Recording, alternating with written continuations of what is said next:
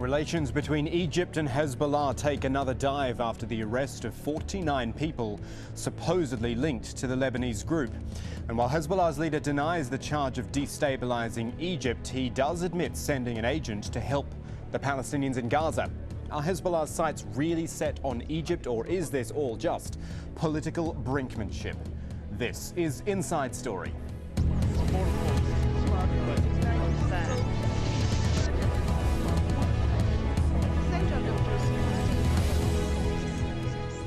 Hello there, I'm Kamal Santamaria. A Lebanese group has been plotting to overthrow the government in Egypt.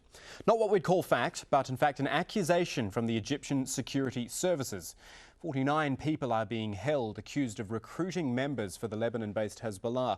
Apparently, says Egypt's public prosecutor, the result of Hezbollah leaders sending what he calls elements into the country. According to the lawyer for the men in custody, the prosecutor accuses them of spreading Shia ideology, espionage, forgery and preparing explosives, all with the aim of carrying out acts of aggression against Egypt. Now, a few things to bear in mind here. Egypt is majority Sunni, hence it is wary of groups like Hezbollah, countries like Iran. It has a peace accord with Israel, which raises the ire of many other Arab countries. And its almost passive stance during Israel's war on Gaza brought it condemnation from all over the place, especially groups like Hezbollah and other players in the Arab world. So, all up, Egypt is not in the most comfortable of positions right now. More on all that in a moment. First, though, Hezbollah's reaction. In a televised speech, the group's leader, HASSAN NASRALLAH, made this response to the Egyptians. I totally deny any intent by Hezbollah to carry out any acts of aggression or target the Egyptian security. If helping our Palestinian brothers whose land is occupied, besieged, being killed, made homeless and hungry is a crime, then I hereby today officially admit committing this crime. Let's bring in our guests at this point. In Cairo is KHALIL AL-ANANI, a scholar specializing in political Islam and democratization in the Middle East. In Beirut is Ahmed Musali, an Islamic movements expert and a professor at the American University there in Beirut. And rounding out our team in Amman is Hassan Nafar, the chairman of the political science department at Cairo University, also the Secretary General of the Arab Thought Forum in Amman. Gentlemen, thank you for joining us on Inside Story. Ahmed Musali in Beirut, I will start with you. Let's deal with, first of all, the people who've been arrested. 49 of them, most of them Egyptian as I see it. What do you make of this accusation that they were trying to destabilize Egypt and were being prompted by Hezbollah? Well, definitely, I think it doesn't sound very well. I don't know how much people would believe it. Anyway, it's a political charge rather than a legal charge against Hezbollah, given the tense situation between Hezbollah and the Egyptian government since the Gaza invasion and the quest by Sayyid Hassan Nasrallah to President Mubarak and other groups, including the people and the army, to stand up to the challenge of the moment. I think that was the breaking point for the Egyptian regimes, and I think partly, I don't know, say this is the only thing, partly it's a payback for what Sayyid Hassan Nasrallah said. KHALIL AL-ANANI in Cairo, where's the proof here? What are the Egyptian security forces and the public prosecutor, have they got enough to back this up, or have we yet to see that? Well, first of all, I might disagree with what Dr. Ahmed said, sure, that it's a political issue. Of course, everything in the Middle East is political, but actually we are now facing a complete crime and a complete case that there is a few number of people who have been arrested, and there is a physical proof that they try to collect and try to smuggle weapons to Gaza Strip. At the same time, there is admission from the leader of Hezbollah, Mr. Hassan Nasrallah, who didn't deny this and said that smuggling arms. He was asking only about destabilizing the government. I mean, it's not a charge anyway to help the Palestinians. Hezbollah has acknowledged that he is behind the power of Palestinians. So I don't want to respond let me finish. To something that I did not say. Okay, KHALIL AL-ANANI, just finish your thought there. Let me finish, please. Something I didn't say. No, I'm not. I mean, you said that it's a political issue. It's not a legal issue. It's actually, in the first matter, it's a legal issue. And then there is, of course, political dimension for this issue. Okay, gentlemen, I'm going to jump in it's there. a legal issue and I'm there is going to multiple jump in there, dimensions. We can gentlemen. talk about it later. Exactly, let's talk But about now it we're later talking because about a certain case. unfortunately, the satellite delay means you're actually talking over the top of each other. So I'm going to jump in there as well. I want to go back to the issue at hand here. Egypt's public prosecutor has said, and this is what I'm quoting from their report, that Hassan Nasrallah dispatched the agents to Egypt after his speech and that he planned to incite the people and the military forces to rebel against the regime. Now, when he talks about the speech, this is what he's referring to. This goes back to December 28th during the war on Gaza. Have a quick listen to this. Let the Egyptian people take to the streets in their millions. Can the police kill millions of Egyptian citizens? No, they cannot. We call upon Egyptian people to open the Rafah crossings with their bare hands. I do not call for a coup in Egypt, but I'm urging the generals and the officers to tell their political leadership that our military honor and uniform prohibits us from watching our cousins in Gaza die while we guard the Israeli borders. Hassan Nafa in Amman, let me bring you into the discussion. Was that incitement on Hassan Nasrallah's behalf, or was that just the type of rhetoric that we're used to from him?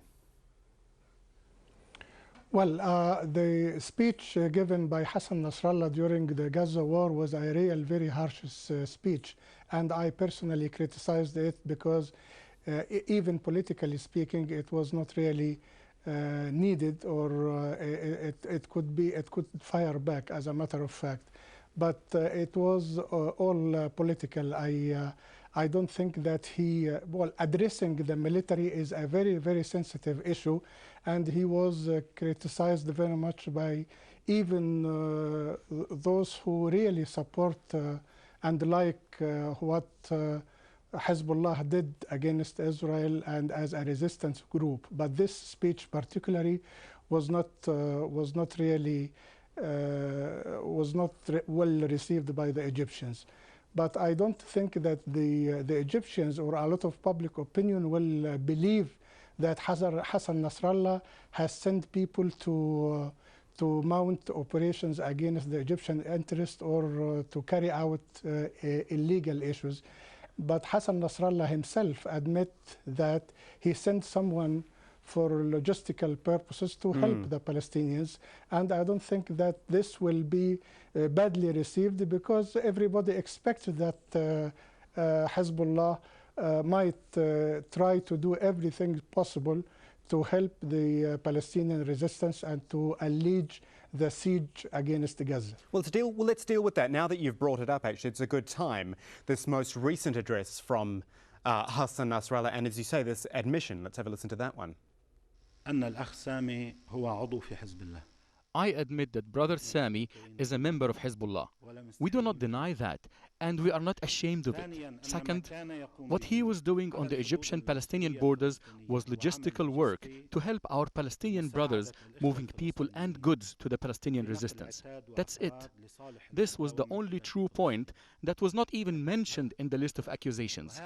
Ahmed Masali in Beirut, was that a big admission on Hassan Nasrallah's part? Perhaps not the fact, as Hassan Nafa was telling us, that the fact that he did want to help the Palestinian resistance, I guess we could expect that. But the fact that he came out in public in a televised speech and said, yes, we did this, and yes, I got no problem with it either. Yes, I mean, he is admitting something that he thinks is a fact, and at the same time, he's denying the other accusations. Since, I mean, one person of 49, they cannot lead to the change in Egypt. I mean, Egyptians themselves have been trying to bring about changes, and there are massive powers in Egypt, at least the Muslim Brothers, and they have not been able to do anything in terms of real change. I mean, we know that the military is in power, and there is no way of, at this point in time at least, turn against the regime. And consequently, I think the Hezbollah has not in any country yet, for our knowledge, since its establishment, tried to take over or make a group in that country take over the government. However, I mean that the Hezbollah is helping Hamas. I mean, Hezbollah is the main backer of Hamas. Without Hezbollah, Hamas may not survive, and without Syrian support, it will not survive.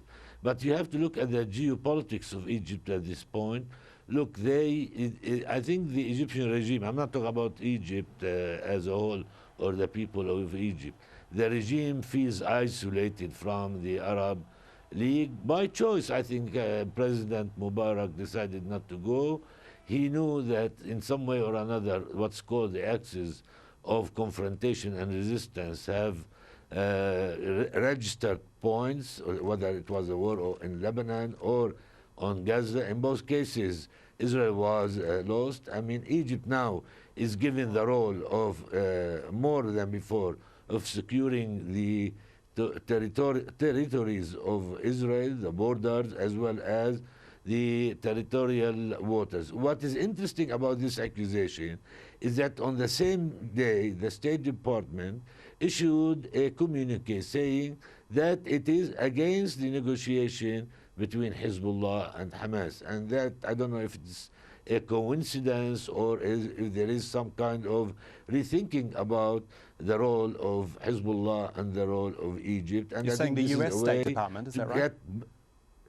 Yes, that's what I meant. What did I say? I mean, but anyway, so there is now, I think Egypt is going to posit itself, and here where the attempt to say that these people are trying to make Egyptians Shia, is that it is going to posit itself as a pole that will oppose Iran and its Shiite outlet, and that it is the main Sunni country, given the fact that Saudi Arabia now has quieted down after its project or its attempt to change the area has collapsed. Bush is gone and Obama is coming, and I think people or regimes in this area are looking for roles, and I think now the role that Egypt imagined for itself, or the geostrategic role for itself, is to stand against Shia spread in the region, and I think they found in this one-man show a possibility or a scenario for creating a role that could be sold to the West and to the US. It's not going to work anyway. And we'll talk more about that in the second half. Khalil, AL-ANANI, I'd like to come to you in Cairo. Tell me more about the reaction to what we heard Hassan Nasrallah say just a moment ago, because I'm reading reports that there's even talk, Egyptian newspapers saying there could be an arrest warrant put out for him through Interpol. I mean, it seems to have provoked a most extraordinary reaction for something which we maybe shouldn't be too surprised about.